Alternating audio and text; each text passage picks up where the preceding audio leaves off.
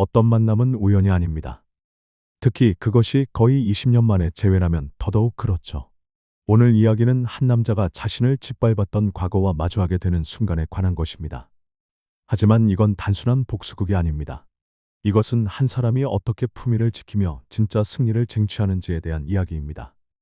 자, 그럼 시작하겠습니다. 여러분도 이 순간 그 자리에 있다고 상상해 보세요. 그 전에 오늘 이야기가 마음에 드신다면 구독과 좋아요 부탁드립니다. 여러분의 작은 관심이 더 좋은 이야기를 만드는 힘이 됩니다. 국내 최고 음악 레이블 아우라뮤직. 이곳은 그저 연습생을 뽑는 곳이 아닙니다. 데뷔 아티스트를 직접 선발하는 파이널 오디션이 열리는 곳이죠. 여기 합격하면 바로 무대에 설 수 있습니다. 떨어지면 꿈은 그대로 끝이 납니다. 그래서 이날 로비의 공기는 숨이 막힐 정도로 무거웠습니다. 목이 마른 지원자들은 작은 물병을 만지작거렸고 누군가는 악보를 펼쳐보며 손끝을 떨었습니다. 모두가 자기 차례만을 기다리며 침묵 속에 갇혀 있었죠. 그때였습니다. 깔끔한 코트 차림의 남자가 들어섰습니다. 서도윤, 36세. 아우라뮤직의 신인개발 총괄 프로듀서. 하지만 그의 과거를 아는 사람은 많지 않았습니다. 그가 한때 편의점 야간 알바로 생계를 이어가며 녹음실 심부름을 전전했던 무명 작곡가였다는 사실을요. 업계에서는 그를 흙바닥에서 올라온 천재라고 불렀습니다. 재능만으로 모든 걸 뒤집은 사람이라고요. 하지만 오늘 그의 과거가 그를 찾아왔습니다. 아주 불쾌한 형태로요. 도윤은 평소처럼 엘리베이터로 향했습니다. 하지만 화장실에 들르기 위해 방향을 틀었을 때 등 뒤에서 목소리가 들렸습니다. 귀에 너무나 익은 그리고 듣고 싶지 않았던 목소리였죠. 야. 설마 너 서도윤 맞냐? 도윤이 천천히 고개를 돌렸습니다. 그리고 거기에는 거의 20년 전 그 얼굴이 있었습니다. 강태준, 37세. 고가의 명품 재킷, 번쩍이는 시계. 겉으로는 여전히 잘 나가 보이는 모습이었지만 그의 눈빛은 어딘가 초라했습니다. 한때 학창시절 밴드부에서 집안 좋은 천재로 군림하던 남자.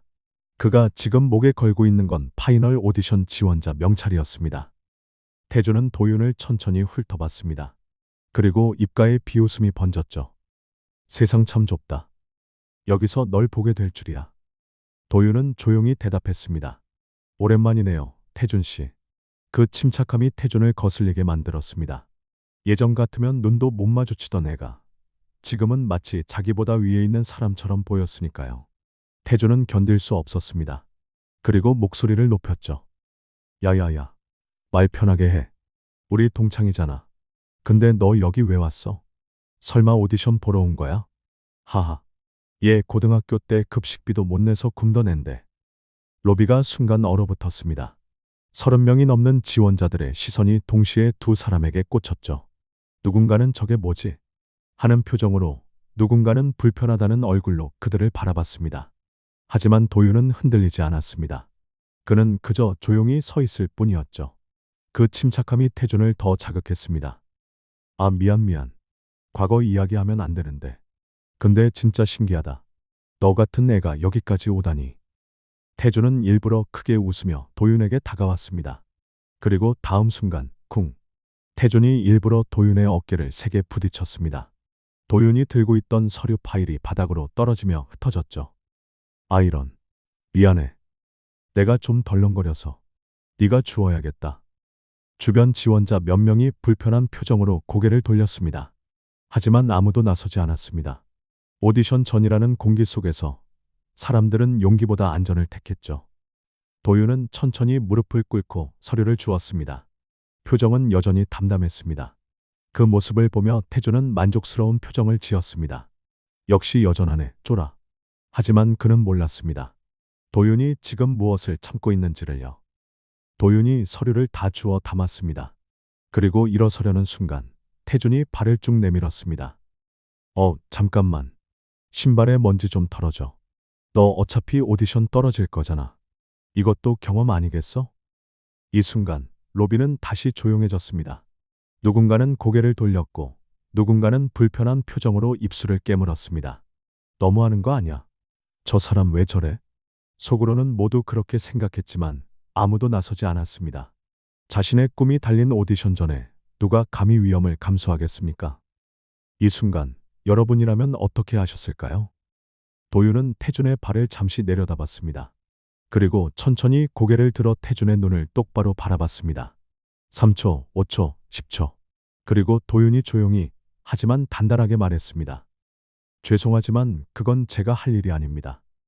태준의 얼굴이 굳었습니다. 뭐? 너 지금 나한테 거절하는 거야? 너 감히? 하지만 도윤은 대꾸하지 않았습니다. 시계를 한번 보고 서류를 정리한 뒤 그대로 엘리베이터로 걸어갔죠. 태준은 그 뒷모습을 보며 황당해했습니다. 뭐야, 쟤 달라진 거야? 하지만 이미 늦었습니다. 엘리베이터 문이 닫히기 직전 두 사람의 시선이 마지막으로 마주쳤습니다. 도윤의 눈빛은 차갑지도 뜨겁지도 않았습니다.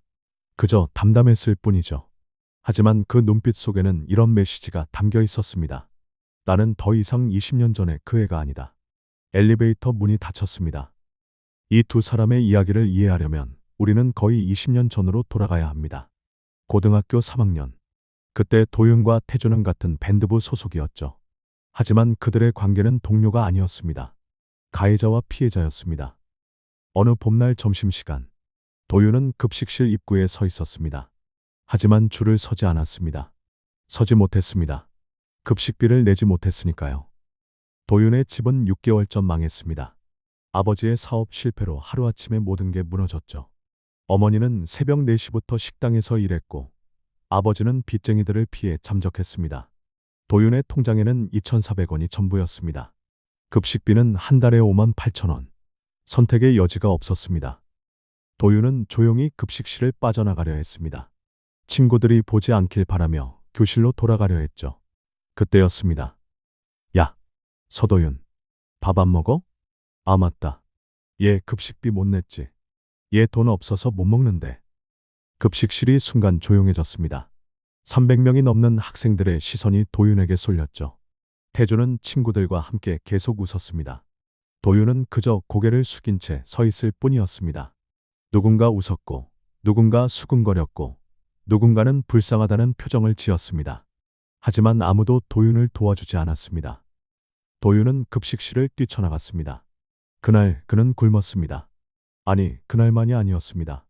일주일에 3일에서 4일은 굶었죠. 하지만 이건 시작에 불과했습니다. 방과 후 밴드부실. 도윤은 조용히 기타를 연습하고 있었습니다. 음악만이 그의 유일한 탈출구였으니까요. 그때 문이 열리며 태준이 들어왔습니다. 그리고 밴드부 여학생 3명과 함께였죠. 태준은 일부러 도윤이 들을 수 있을 만큼 큰 목소리로 말했습니다. 아, 진짜 도윤이 때문에 짜증나. 제 옆에만 가면 냄새나는 것 같지 않아? 집도 망했다고 하더니 씻지도 못하나 봐. 여학생들은 어색하게 웃었습니다. 누군가는 그래도 그렇지 라고 말하려다가 입을 다물었죠. 태준은 계속 이어갔습니다. 근데 제 실력은 인정해야 돼. 가난해도 재능은 있으니까. 아, 근데 재능으로 밥 먹고 살 수 있나? 하하하. 도윤의 손이 멈췄습니다. 기타 줄을 너무 세게 잡아서 손가락에서 피가 났습니다. 하지만 그는 아무 말도 하지 않았습니다. 그저 가만히 앉아 있을 뿐이었죠. 그날 이후 밴드부 여학생들은 도윤을 피했습니다. 말을 걸어도 대답이 짧았고 함께 연습하자고 해도 핑계를 댔죠. 도윤은 그렇게 밴드부에서도 고립되었습니다. 하지만 진짜 지옥은 하교 후에 시작됐습니다. 태준은 도윤을 자신의 심부름꾼처럼 부렸습니다. 매일같이 말이죠. 야, 내 가방 들어서 우리 집에 갖다 놔. 이거 무거우니까 네가 들어. 돈은 여기 있으니까 편의점 가서 빵이랑 우유 사와. 악보 복사 10장 해와. 음악실 복사기 써야 해. 나 오늘 약속이 있으니까 오늘 밴드부실 청소 네가 해. 도윤은 거절하지 못했습니다. 왜냐고요? 태준은 밴드부 부장이었고 도윤에게 밴드부는 유일한 꿈의 공간이었으니까요. 쫓겨나면 음악을 할 곳이 없었습니다. 학원 갈 돈도 없었고 집에는 악기도 없었으니까요. 그래서 도윤은 참았습니다. 매일매일 굴욕을 삼키며 그저 버텼습니다. 저녁 7시, 8시, 때로는 9시. 다른 친구들이 학원에 가거나 집에서 쉬는 시간, 도윤은 태준의 심부름을 마치고 집으로 돌아갔습니다. 그리고 새벽 2시까지 음악을 공부했습니다. 언젠가는 여기서 나가겠어. 언젠가는 무대 위에 서겠어. 그 한 가지 생각으로 버텼습니다. 도윤의 공책에는 이런 문장이 적혀 있었습니다. 환경은 내가 선택할 수 없다. 하지만 내가 어떤 사람이 될지는 내가 선택한다. 나는 태준처럼 되지 않겠다. 그 다짐이 도윤을 여기까지 오게 만들었습니다. 거의 20년이라는 시간 동안 그는 단 한 번도 포기하지 않았죠. 밤을 새워 작곡했고, 편의점에서 일하며 장비를 샀고, 녹음실 심부름을 하며 기술을 배웠습니다. 그리고 마침내 그의 곡 하나가 차트 1위에 올랐습니다.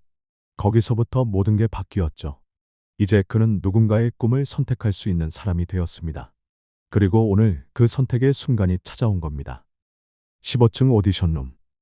도윤은 심사위원석 가운데에 앉았습니다. 작곡가, 보컬 트레이너, 레이블 대표가 함께 있는 자리. 오늘 도윤은 메인 프로듀서로서 최종 결정을 함께 내리는 역할이었습니다. 도윤은 지원자 리스트를 천천히 넘겼습니다. 그러다 손이 멈췄죠. 지원번호 23번 강태준. 도윤의 눈빛이 잠시 흔들렸습니다. 아니, 흔들렸다기보다는 무언가를 곱씹는 표정이었죠. 그는 생각했습니다. 이건 기회일까, 시험일까? 복수할 수 있는 기회. 하지만 동시에 자신이 어떤 사람인지 증명해야 하는 시험. 도윤은 잠시 눈을 감았습니다. 그리고 마음을 정리했죠. 나는 태준처럼 되지 않겠다. 하지만 타협하지도 않겠다. 진실만을 말하겠다. 지원자 호출 방송이 울렸습니다. 23번 지원자 들어오세요. 문이 천천히 열렸습니다. 태준이 환한 미소를 지으며 걸어 들어왔죠. 안녕하십니까. 23번 강태준입니다. 오늘 좋은 기회 주셔서 감사합니다. 그는 준비한 대로 밝게 인사했습니다. 하지만 심사위원석을 보는 순간 그의 말이 멈췄습니다. 심사위원석 중앙. 그곳에 앉은 사람이 아까 로비에서 서류를 주었던, 신발 먼지를 털어달라던 요구를 거절했던 바로 그 사람. 서도윤이었습니다. 태준의 얼굴에서 피가 싹 빠졌습니다. 다리가 후들거렸고 입이 바짝 말랐죠. 설마. 도윤은 서류를 천천히 넘기며 담담하게 말했습니다. 앉으시죠, 지원자님. 태준은 비틀거리며 의자에 앉았습니다. 그의 머릿속은 온통 혼란으로 가득했을 겁니다. 이게 무슨 상황이지? 설마 복수하려는 건가? 아니야, 프로니까 공정하게 볼 거야. 하지만 아까 내가 한 짓은. 하지만 도윤은 아무런 감정도 드러내지 않았습니다. 오디션이 시작됐습니다. 첫 곡. 태준은 떨리는 목소리로 노래를 시작했습니다. 준비해온 발라드였죠. 하지만 음정이 불안했습니다. 감정은 비어 있었습니다. 그는 노래를 부르는 게 아니라 그저 살아남으려 발버둥 치고 있었던 겁니다. 다른 심사위원들은 고개를 갸우뚱했습니다. 서류만 보면 괜찮은데 실력이 이 정도야? 하지만 도윤은 단 한 번도 비웃지 않았습니다. 감정을 드러내지도 않았죠. 그는 그저 담담히 듣고 있었습니다. 노래가 끝났습니다. 도윤이 펜을 들어 올리며 질문을 던졌습니다. 이 질문이 모든 걸 바꿔놓았죠. 지원자님이 말하는 음악의 태도는 무엇입니까? 태준은 숨을 고르며 준비한 답변을 읊었습니다. 저는 음악을 대할 때 항상 진정성을 최우선으로 생각합니다. 그리고 함께 일하는 동료들을 존중하고 팀워크를 중시하며. 그때 도윤이 조용히 손을 들었습니다. 잠깐만요. 도윤은 책상 서랍에서 파일 하나를 꺼냈습니다. 그리고 테이블 위에 조용히 놓았죠. 파일 안에는 몇 가지 자료가 들어 있었습니다. 첫 번째, 학창시절 동아리 징계 기록, 동급생에 대한 지속적 괴롭힘, 언어폭력, 심부름 강요, 피해자 진술서까지 첨부되어 있었죠. 두 번째, 오디션 제출 자료의 표절 의혹 비교 문서. 태준이 제출한 곡과 3년 전 해외 아티스트의 곡이 73% 유사. 세 번째, 최근 1년간 7개 레이블에서 모두 떨어진 기록. 그리고 각 오디션에서 받은 평가. 기술은 있으나 진정성 부족, 협업 능력 의심됨. 태준의 손이 떨렸습니다. 얼굴이 새하얘졌죠. 도윤은 여전히 차갑지 않았습니다. 그는 그저 사실을 읽어 내려갈 뿐이었습니다. 지원자님, 이 자료가 사실입니까? 태준은 입을 열었다가 닫았습니다. 변명을 하려 했지만 말끝이 계속 무너졌죠. 그건 오해가. 아니, 제 잘못이 맞습니다만. 그때는 어렸고, 지금은 완전히 달라졌습니다. 제발 한 번만. 도윤은 고개를 끄덕였습니다. 그리고 한 가지 더 질문을 던졌죠. 그렇다면 한 가지만 더 여쭤보겠습니다. 지원자님이 말하는 동료 존중과 팀워크. 특히 자신보다 약한 사람을 대할 때 어떤 태도가 진짜라고 생각하십니까? 방 안이 조용해졌습니다. 다른 심사위원들도 긴장한 표정으로 두 사람을 바라봤죠. 태주는 준비한 답을 계속 읊었습니다. 저는 팀워크를 가장 중요하게 생각하고 누구든 차별 없이 존중하며 함께 성장하는 것이 진정한 음악인의 자세라고. 도윤이 조용히 펜을 내려놓았습니다. 그런데요. 그 한마디에 태준의 말이 멈췄습니다. 도윤은 천천히 말을 이었습니다. 지원자님께서 말씀하신 내용은 아름답습니다. 하지만 오늘 아침 로비에서의 모습은 어떠했습니까? 한 사람의 과거를 30명이 넘는 사람들 앞에서 크게 폭로했고 일부러 부딪혀 서류를 바닥에 흩뿌렸으며 신발 먼지를 털어달라고 요구했습니다. 그리고 거의 20년 전에는 어땠습니까? 급식비 못 낸 동급생을 전교생 앞에서 조롱했고 밴드부 여학생들에게 그 학생을 헐뜯었으며 매일같이 심부름을 시켰습니다. 지원자님, 이것이 당신이 말하는 존중과 팀워크입니까? 태준의 얼굴이 일그러졌습니다. 다른 심사위원들도 놀란 표정으로 도윤을 봤죠. 도윤은 마지막 말을 던졌습니다. 만약 이 자료가 사실이라면 지원자님의 말은 태도가 아니라 포장입니다. 음악은 기술이 아닙니다. 음악은 그 사람의 내면이 고스란히 드러나는 거울입니다. 그리고 오늘 지원자님의 거울에는 진정성이 아니라 계산만 보였습니다. 태주는 눈물을 글썽였습니다. 그의 자존심이, 그의 가면이, 그의 모든 것이 무너지는 순간이었죠. 하지만 도윤은 여기서 멈추지 않았습니다. 그는 마지막 질문을 던졌습니다. 이 질문이 바로 오늘 이야기의 핵심입니다. 지원자님께 마지막 질문을 드리겠습니다. 만약 당신이 절박한 순간에 과거에 짓밟았던 사람에게 인생이 달렸다면 당신은 진심으로 사과할 수 있습니까? 대가 없이 말입니다. 방 안이 얼어붙었습니다. 시계 초침 소리만 똑똑 울렸죠. 태주는 입을 열었습니다. 저도 힘들었습니다. 아버지 사업은 망했고 집에 빚만 남았어요. 이번 기회가 정말 마지막입니다. 제발 한 번만 봐주세요. 제가 정말 잘못했습니다. 용서해 주세요. 태주는 울기 시작했습니다. 하지만 도윤의 표정은 변하지 않았습니다. 그는 조용히 하지만 단단하게 말했습니다. 지금 당신의 말은 사과가 아니라 거래입니다. 당신이 두려워하는 건 당신이 어떤 사람이었는지가 아니라 당신이 잃을 것입니다. 진짜 사과는 상대가 용서해 주지 않아도 하는 겁니다. 진짜 반성은 대가를 바라지 않습니다. 하지만 지금 당신의 눈에는 제발 살려달라는 계산만 보입니다. 그리고 한 가지 더. 당신은 아까 로비에서 저를 알아봤습니다. 거의 20년이 지났는데도 제 얼굴을 기억했죠. 하지만 당신은 사과하지 않았습니다. 오히려 다시 똑같이 행동했습니다. 이것이 당신의 진짜 모습입니다. 도윤은 다른 심사위원들을 바라봤습니다. 보컬 트레이너가 고개를 끄덕였고 작곡가도 동의하는 표정이었습니다. 레이블 대표는 팔짱을 낀 채 조용히 말했습니다. 프로듀서님 결정에 따르겠습니다. 도윤은 숨을 한 번 고르고 조용히 결론을 내렸습니다. 23번 지원자 강태준님, 불합격입니다. 태준은 그 자리에 주저앉았습니다. 보안 요원이 들어와 그를 부축했고 문 밖으로 나갔죠. 문이 닫히기 직전 태준이 뒤를 돌아봤습니다. 도윤과 눈이 마주쳤습니다. 도윤은 아무 말도 하지 않았습니다. 그저 고개를 한 번 끄덕였을 뿐이죠. 그 눈빛에는 복수의 쾌감이 없었습니다. 대신 이런 메시지가 담겨 있었습니다. 나는 당신처럼 되지 않았습니다. 그리고 그게 내 승리입니다. 문이 완전히 닫혔습니다. 방 안에는 긴 숨만 남았죠. 다른 심사위원 중 한 명이 조심스럽게 물었습니다. 도윤 PD님, 혹시 저 지원자와 개인적인 일이 있으셨나요? 도윤은 잠시 생각하다가 조용히 대답했습니다. 개인적인 감정은 없었습니다. 다만 진실을 말했을 뿐입니다. 음악은 사람입니다. 기술은 배울 수 있지만 인성은 무대에서 그대로 드러납니다. 저는 그런 아티스트와 함께 일하고 싶지 않습니다.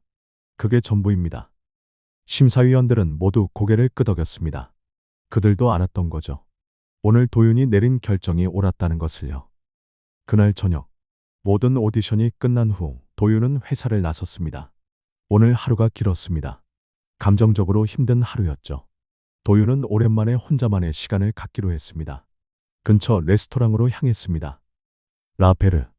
거의 20년 전 도윤이 버스를 타고 지나가며 언젠가 저기 가보고 싶다고 생각했던 곳. 오늘 그는 그곳에 들어갈 수 있었습니다. 예약 없이도 초라한 옷차림이 아닌 당당한 모습으로. 같은 시각 불합격 통보를 받은 태주는 터벅터벅 거리를 걷고 있었습니다. 머릿속은 온통 혼란스러웠죠. 어떻게 이럴 수가. 내 인생은 이제 끝이야. 그때 눈앞에 고급 레스토랑이 보였습니다. 유리창 너머로 환한 불빛과 우아하게 식사하는 사람들. 그리고 그곳에 익숙한 실루엣이 있었습니다. 서도윤. 그는 혼자 창가 자리에 앉아 있었습니다. 메뉴판을 보고 와인을 고르고 편안하게 웃으며 웨이터와 대화했죠. 거의 20년 전 급식비도 못 내던 그 소년의 모습은 어디에도 없었습니다. 지금 그는 완벽히 다른 사람이었습니다. 아니, 다른 사람이 아니라 본래 그가 가진 가치를 되찾은 사람이었습니다. 태주는 멈춰 섰습니다. 그리고 그 모습을 한참 동안 바라봤습니다. 가슴이 답답했습니다. 질투였을까요? 후회였을까요? 아니면 부러움이었을까요? 태주는 알 수 없었습니다. 다만 한 가지는 확실했습니다. 거의 20년 전 자신이 짓밟았던 그 소년이 이제는 자신이 절대 닿을 수 없는 곳에 있다는 것. 그리고 그것이 모두 자신의 선택 때문이라는 것. 태주는 참지 못했습니다. 발이 저절로 움직였죠. 레스토랑 문을 열고 들어갔습니다. 직원이 예약하셨습니까? 라고 물었지만 태주는 대답하지 않고 도윤에게 다가갔습니다. 도윤은 와인을 한 모금 마시다가 고개를 들었습니다. 그리고 태준을 봤죠.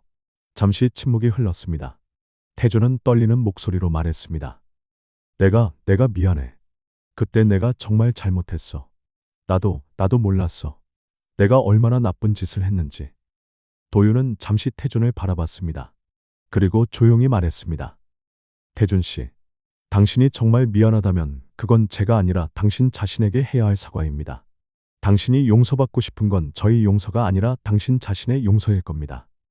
저는 이미 오래전에 당신을 용서했습니다. 용서하지 않으면 제가 앞으로 나아갈 수 없었으니까요. 하지만 용서와 기회는 다릅니다. 당신은 오늘도 똑같이 행동했습니다. 그게 당신의 선택이었고 오늘의 결과도 당신의 선택입니다. 태주는 아무 말도 할 수 없었습니다. 그저 눈물만 흘렀죠. 도윤은 자리에서 일어나 태준의 어깨를 한번 두드렸습니다. 그리고 마지막으로 말했습니다. 당신도 변할 수 있습니다. 하지만 그건 제가 줄 수 있는 게 아닙니다.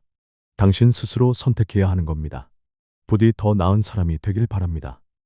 도윤은 계산을 마치고 조용히 레스토랑을 나갔습니다.